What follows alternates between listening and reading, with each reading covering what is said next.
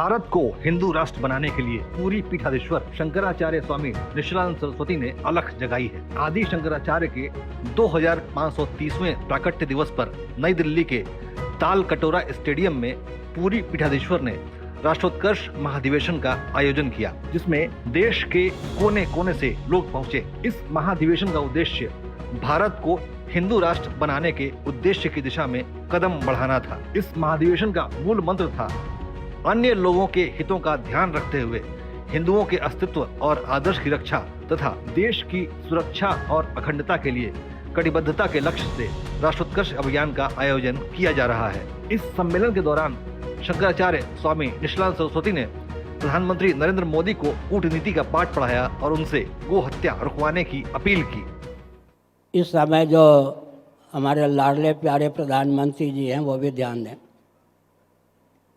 कूटनीति में तो माहिर हैं, दक्ष हैं।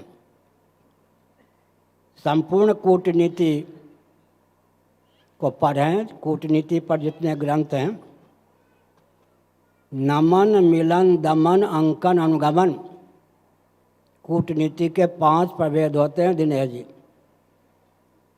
शब्द अन्यत्र नहीं मिलेगा। कूटनीति से संबद्ध ग्रंथों को पढ़ के मैंने निकाला है। नमन, मिलन, दमन, अंकन, अनुगमन, कूटनीति के 5 प्रभेद होते हैं। नमन, मिलन, दमन में तो भारत के प्रधानमंत्री जी पहले निपुण थे, अब अंकन, अनुगमन में भी निपुण हो रहे हैं। लेकिन 2 तथ्यों की ओर उनको ध्यान देना चाहिए। गोवंश की हत्या को दूर करने में अपनी मेधा शक्ति का उपयोग करें।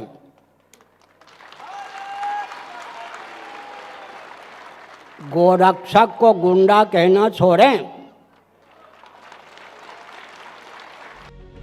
अपने संबोधन के दौरान शंकराचार्य स्वामी निशिलानंद सरस्वती अदालतों के रुख से खासे नाराज दिखे। उन्होंने उच्चतम न्यायालय के न्यायाधीशों को समलैंगिकता पर धर्मानुदेश जारी किया। उनका कहना था कि समलैंगिकता पर अदालत के रुख से समाज में व्यभिचार को बढ़ावा मिलेगा। और सुनो, उच्चतम न्यायालय के न्यायाधीशों, समलैंगिकता की बात करते हो।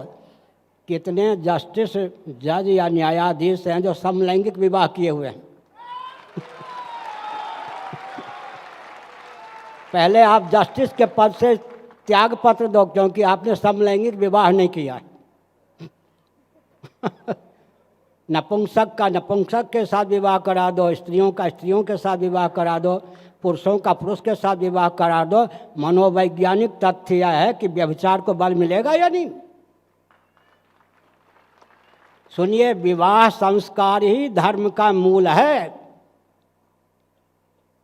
भगवान भी अवतीर्ण होते हैं तो माता पिता की आवश्यकता, योगा भ्रष्ट विवाह संस्कार में विकृति लाना, हाँ, ये क्या है? राष्ट्र के साथ खिलवाड़ है।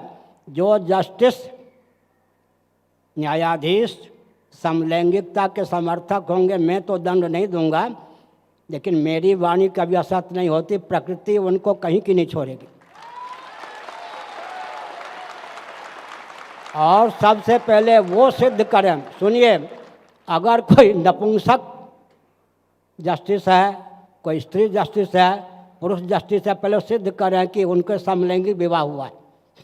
अगर उनका समलैंगिक विवाह नहीं हुआ है, समलैंगिकता का कलंक भारत पर मत बढ़े, भारत पर मत बढ़े।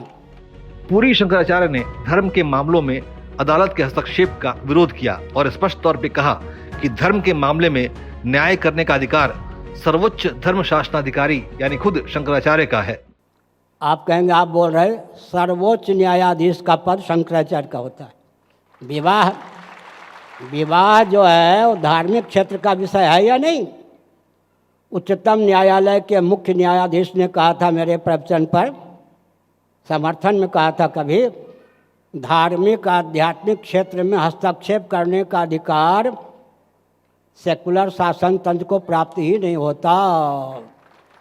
सभा में दिए गए अपने संबोधन के बाद पूरी शंकराचार्य ने वहां मौजूद लोगों के सवालों का जवाब दिया, जिस दौरान पूछे गए एक प्रश्न के जवाब में उन्होंने यूपी के पूर्व मुख्यमंत्री और लोकसभा सांसद मुलायम सिंह यादव को मरणोपरांत पद्मश्री देने का विरोध किया और कहा कि यूपी के मुख्यमंत्री रहते हुए मुलायम सिंह ने राम भक्त यानी कार सेवकों पर गोली चलवाई थी, ऐसे में उन्हें पद्मश्री क्यों दिया गया?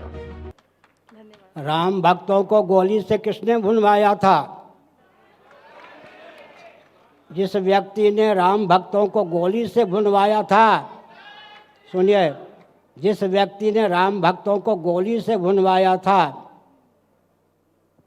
और उसने शरीर छोड़ने के 3 साल पहले कहा था, अगर राम भक्तों को गोली से नहीं भुनवाता, मुस्लिम तंत्र का अनुग्रह पात्र न होता तो मैं मुख्यमंत्री नहीं होता और मेरा बेटा मेरे नाम पर शासन नहीं करता।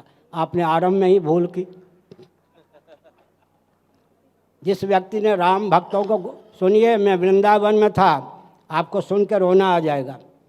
सच्ची घटना में वृंदावन में था, उन दिनों शंकराचार्य पद पर नहीं था।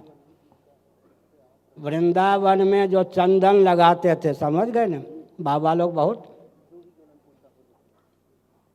जिस जाति वर्ण के वो थे जिनका नाम लिया, उसी जाति का कोई पुलिस विभाग में सर्वोपरि अधिकारी था। उनको पकड़ करके पत्थर पर उनका सर रगड़ा जाता, रक्त बहा दिया जाता, उनका मूत्र उनको पीने के लिए बाध्य किया जाता। वो भी दिन मैंने देखा है वृंदावन में। आपने आरंभ में भूल की, अब बहुत अच्छा हुआ निकाल दी गई। अब जहाँ जाना चाहिए वहाँ जाइए। और ये सुने, ये दिल्ली है ना, सुनो, राष्ट्रपति या राष्ट्राध्यक्ष महोदया सुन लें, प्रेसिडेंट शब्द का अनुवाद राष्ट्रपति होना ही नहीं चाहिए। प्रेसिडेंट शब्द का अनुवाद अध्यक्ष होना चाहिए, राष्ट्राध्यक्ष होना चाहिए। सुन लें, पद्मश्री की उपाधि दी गई है नहीं जिस व्यक्ति ने राम भक्तों को गोली से भुनवाया और तिलक लगाने वालों को पकड़ पकड़ के घसीटा।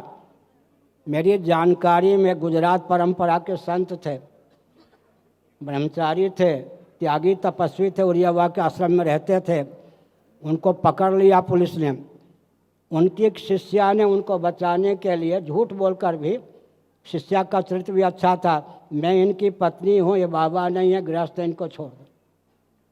उस व्यक्ति को पद्मश्री की उपाधि दी गई। राष्ट्रपति ने क्या काम, अच्छा काम किया क्या? प्रधानमंत्री ने अच्छा काम किया क्या? जिसने राम भक्तों को गोली से भुनवाया उसको पद्मश्री की उपाधि, पद्मश्री की उपाधि देकर कलंकित किया, यानी शासन तंत्र ने अपने आप को। और सुनिए, शंकराचार्य के पद से बोल रहा हूँ, शासन तंत्र गड़बड़ी करे, शासन तंत्र जैसा चाहिए वैसा बना दें और जैसा नहीं चाहिए उसको भंग कर दें, अधिकार है। भारत को हिंदू राष्ट्र बनाने की मांग कई मोर्चों से उठ रही है। हालांकि राष्ट्रोत्कर्ष महाधिवेशन के दौरान देश को हिंदू राष्ट्र बनाने के लिए किसी तरह के ठोस कदम उठाने की घोषणा नहीं की गई, लेकिन यह जरूर है कि जब पूरी पीठाधीश्वर जैसे बड़े संत ने यह मांग उठाई है तो पूरे देश का ध्यान इस पर जरूर जाएगा। ब्यूरो रिपोर्ट, उदय इंडिया।